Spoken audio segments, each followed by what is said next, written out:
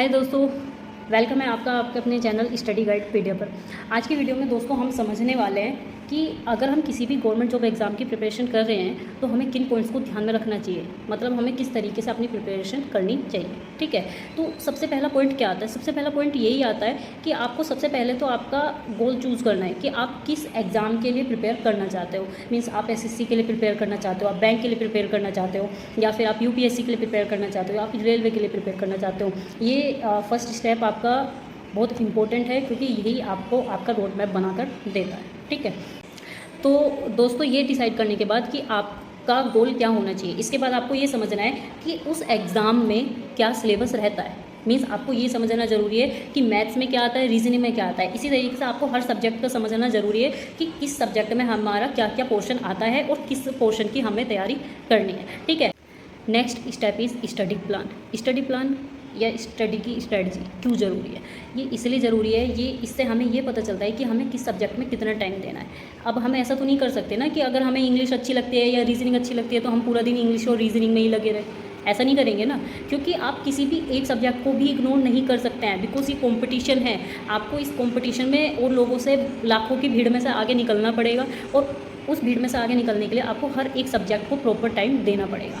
आपको ये चीज़ समझनी पड़ेगी। ठीक है, ये आपकी पसंद के हिसाब से नहीं होगा कि मुझे इंग्लिश अच्छी लगती है या मुझे रीजनिंग अच्छी लगती है तो मैं रीजनिंग पढ़ लूँ या मैं इंग्लिश पढ़ लूँ, ऐसा नहीं होगा। ठीक है, आपको एक प्रॉपर स्ट्रेटजी बनानी पड़ेगी कि मुझे मैथ में इतना टाइम देना है, मुझे रीजनिंग में इतना टाइम देना है, इंग्लिश में इतना टाइम देना है, करंट अफेयर में इतना टाइम देना है, ये सारी चीज़ें।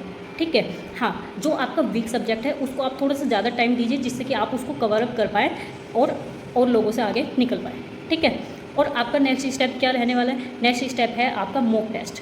ठीक है, आपने स्टडी प्लान बनाया, आपने उस प्लान के हिसाब से अपने आप को प्रिपेयर करना स्टार्ट कर दिया। ठीक है, लेकिन उस प्रिपरेशन में आपको अपने आप को ये भी तो देखना पड़ेगा कि मैं कहाँ तक पहुँचा हूँ या पहुँची हूँ, है ना। वो देखने के लिए आप कैसे चेक कर सकते हो? आपको मॉक टेस्ट लगाने पड़ेंगे। क्या? Mock test. क्यों? मॉक टेस्ट से आपको क्या पता चलता है? मॉक टेस्ट से मुझे ये पता चलता है कि मैं किस चैप्टर में वीक हूँ, या मैं रीजनिंग के किस पोर्शन में वीक हूँ, मैथ के किस चैप्टर में मैं वीक हूँ, मुझे किस चैप्टर में एक्स्ट्रा मेहनत करनी पड़ेगी। ठीक है, और दूसरी मेन चीज़ जो मेरा पॉइंट ऑफ व्यू है मॉक टेस्ट को लेकर, वो ये है कि मॉक टेस्ट आपको क्या सिखाता है? मॉक टेस्ट आपको ये सिखाता है कि वो जो टाइम प्रेशर होता है ना एग्जाम में, हमारे जो माइंड होता है उसमें टाइम प्रेशर बहुत ज़्यादा होता है। ठीक है, हमें उस टाइम प्रेशर को हैंडल करना आना चाहिए। ठीक है, तो उस टाइम प्रेशर को हैंडल करने के लिए, फॉर द एग्जाम्पल मान लीजिए आपका टाइमर चल रहा है स्क्रीन पर, 1.5 मिनट लेफ्ट, ओनली 1.5 मिनट, और आपके पास अलॉट ऑफ क्वेश्चंस हैं, तो आपके माइंड में सबसे पहले ये स्ट्रक होना चाहिए कि मुझे 1.5 मिनट में मैं ये क्वेश्चन कर सकता हूँ। ठीक है, और वो कैसे होगा, इस चीज़ की प्रैक्टिस कैसे होगी? ये जो टाइम मैनेजमेंट है, टाइम प्रेशर से डील करना, ये सिर्फ और सिर्फ मॉक टेस्ट सिखा सकता है और कुछ नहीं। ठीक है, मॉक टेस्ट से आपको ये भी पता चल जाएगा कि मैं कितने पानी में हूँ, मुझे कितनी प्रिपरेशन और करनी है, और जो टाइम मैनेजमेंट है वो भी मॉक टेस्ट आपको सिखा देगा। ओके, मॉक टेस्ट के साथ साथ आपको प्रीवियस ईयर के पेपर्स भी लगाने हैं। ठीक है, आजकल क्या होता है सभी साइट्स में नॉर्मली प्रीवियस ईयर पेपर्स होते हैं। आपको प्रीवियस ईयर के एग्जाम्स से ये आइडिया हो जाता है कि किस चैप्टर में, मतलब रीजनिंग में किस पॉइंट से ज़्यादा आ रहा है, मैथ में किस चैप्टर से ज़्यादा आ रहा है। ठीक है, ये आप अंदाज़ा लगा पाएंगे प्रीवियस ईयर एग्जाम से, ये आपको सिलेबस समझने में हेल्प करेगा। ठीक है, नेक्स्ट पॉइंट क्या है आपका? नेक्स्ट पॉइंट है आपका करंट अफेयर।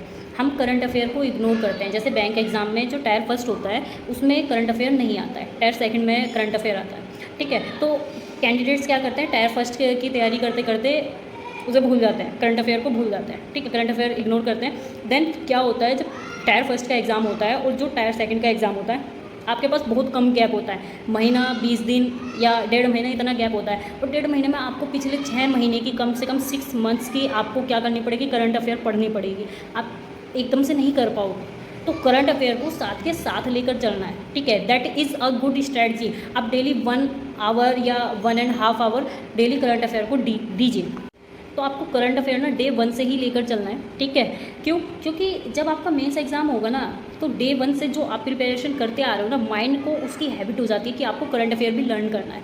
ठीक है, क्योंकि करंट अफेयर ऐसे नहीं होता कि आप मैथ के एग्जाम से प्रैक्टिस करोगे तो हो जाएगा, नहीं, करंट अफेयर को रिवीजन चाहिए होता है, और वो रिवीजन तभी हो पाता है जब आप डे 1 से प्रिपेयर करके चलते हो। ठीक है, नेक्स्ट पॉइंट क्या होगा आपका? नेक्स्ट पॉइंट है आपका फोकस ऑन एवरी सब्जेक्ट। ये मैं अभी थोड़ी देर पहले भी बता चुकी हूँ कि आपको हर एक सब्जेक्ट पर फोकस करना है। आप ऐसा नहीं कर सकते कि जो सब्जेक्ट आपको अच्छा लगता है या जिस सब्जेक्ट में आपकी अच्छी कमांड है आप उसी पर फोकस करोगे, या जिस सब्जेक्ट में आप वीक हो बस उसी पर फोकस करोगे। आप ऐसा नहीं करोगे, ये आपकी बिल्कुल फ्लॉप होने वाली स्ट्रेटजी है। नॉर्मली आपको हर एक सब्जेक्ट को टाइम देना है, ठीक है। जिस सब्जेक्ट में आप ज़्यादा वीक हैं आप उसको थोड़ा सा ज़्यादा टाइम दीजिए, ठीक है। फिर सेल्फ असेसमेंट बहुत ज़्यादा ज़रूरी है। आपने क्या करा, मॉक टेस्ट दिया, मॉक टेस्ट देने के बाद आपको उसका एनालिसिस करना पड़ेगा। विदाउट एनालिसिस आप नहीं कर पाएंगे, ठीक है। क्योंकि मॉक टेस्ट देने के बाद जब आप एनालिसिस करने बैठेंगे कि आपका ये क्वेश्चन सही हुआ, तो क्या आपकी अप्रोच और जो सही जो क्वेश्चन हुआ है, जो वहाँ पर आंसर है, तो वो अप्रोच सेम है, ठीक है। या फिर जो क्वेश्चन आपका गलत हुआ है वो क्यों गलत हुआ है, एटलीस्ट आपको ये तो पता होना चाहिए ना, जिससे कि अगर वो क्वेश्चन एग्जाम में आता है, उस तरीके का कोई क्वेश्चन एग्जाम में आता है तो आप वो कर पाओ, ठीक है। तो वो एनालिसिस, वो सेल्फ असेसमेंट करना ज़रूरी है। फिर उसके बाद आपको ये भी पता चलेगा कि मैं किस पॉइंट में वीक हूँ, किस टॉपिक्स में मेरी कमांड नहीं है, तो आपको फिर उस पर ज़्यादा वर्क करना पड़ेगा, ठीक है। नेक्स्ट पॉइंट है आपका रिवीजन। ऐसा नहीं है आप डे 1 से चलते चले जा रहे हैं, आप डे 30 पर पहुंच गए, डे 60 पर पहुंच गए और आपने बीच में कहीं कोई रिवीजन नहीं करा, ठीक है। विदाउट रिवीजन नहीं हो पाएगा, इस चीज़ को गांठ मार लीजिए।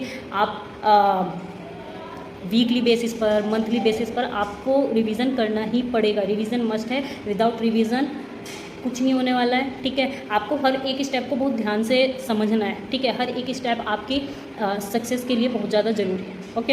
And the next point is positive attitude.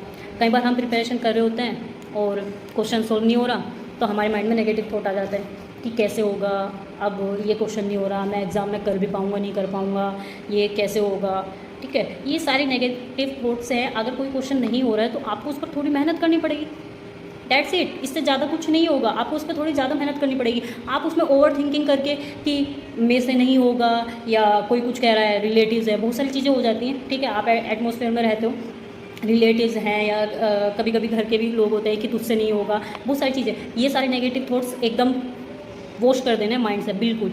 एक कान से सुनो, दूसरे कान से निकाल दो, ठीक है। 2 कान इसलिए दिए हैं भगवान ने, एक कान से सुनो, दूसरे कान से निकाल दो और अपनी स्टडी पर फोकस करो, that's it. And the last point is continuity. इतना सब कुछ करने के बाद कंटिन्यूटी रहना ज़रूरी है। ऐसा नहीं है 4 दिन हमने प्रिपरेशन करी, 6 दिन हमने छुट्टी कर ली, फिर 4 दिन प्रिपरेशन करी, फिर 6 दिन छुट्टी कर ली, ऐसा नहीं चलना चाहिए। आपको एक सिस्टमेटिक तरीके से कंटिन्यूटी के साथ प्रिपरेशन करनी है, ठीक है। जब आप उस कंटिन्यूटी तरीके से प्रिपरेशन करेंगे तो आपको सक्सेस ज़रूर मिलेगी। अच्छा, लास्ट पॉइंट क्या है? लास्ट पॉइंट है इतनी मेहनत करने के बाद आपको एग्ज़ाम भी देने जाना है, ठीक है। अगर आप एग्ज़ाम नहीं देंगे तो सिलेक्शन नहीं होगा, इस चीज़ को थोड़ा सा ध्यान रखिएगा। अच्छा, जोक्स अपार्ट, इन सारे पॉइंट्स को आप ध्यान में रखिएगा। तो दोस्तों, अगर आपको वीडियो अच्छी लगी है तो प्लीज़ वीडियो को लाइक करें, ठीक है, शेयर करें अपने दोस्तों के साथ और चैनल को सब्सक्राइब जरूर करें, जिससे कि हमारी अपकमिंग वीडियोस की नोटिफिकेशन आपको मिलते रहें। मैं इस तरीके की कुछ और न्यू वीडियोस जिससे कि आपको आपकी प्रिपरेशन में हेल्प हो लाती रहूँगी, अलग अलग सब्जेक्ट्स की, ठीक है। थैंक यू दोस्तों।